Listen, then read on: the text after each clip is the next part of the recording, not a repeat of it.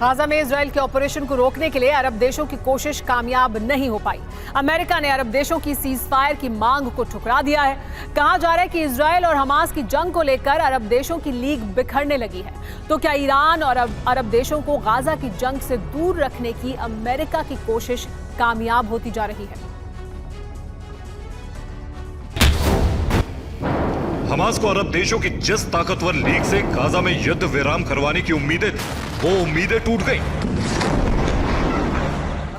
शनिवार को अमेरिकी विदेश मंत्री एंटनी ब्लिंकन के साथ 5 अरब देशों के विदेश मंत्रियों की मुलाकात हुई। 5 अरब देशों के विदेश मंत्रियों ने अमेरिकी विदेश मंत्री से मांग की कि वो इजराइल से सीज फायर करवाएं। अरब के इन देशों में शामिल थे मिस्र, जॉर्डन, सऊदी अरब, कतर और संयुक्त अरब अमीरात के विदेश मंत्री।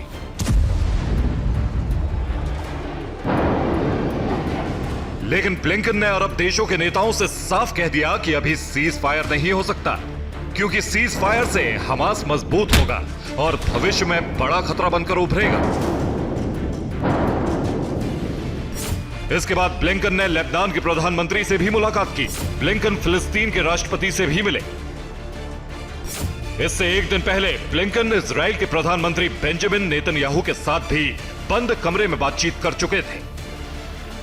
फिलिस्तीनी मीडिया रिपोर्ट्स में यह माना जा रहा है कि अमेरिका अरब देशों को इजराइल के खिलाफ इकट्ठा नहीं होने दे रहा है, ताकि अरब देश और ईरान इस जंग में न कूदें।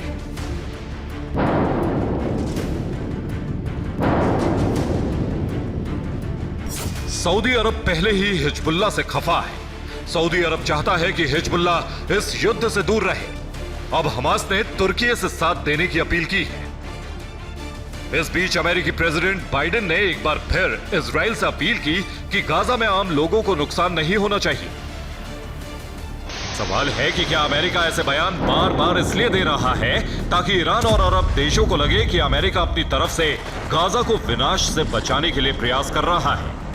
Bureau report, TV9 Bharatvarsh.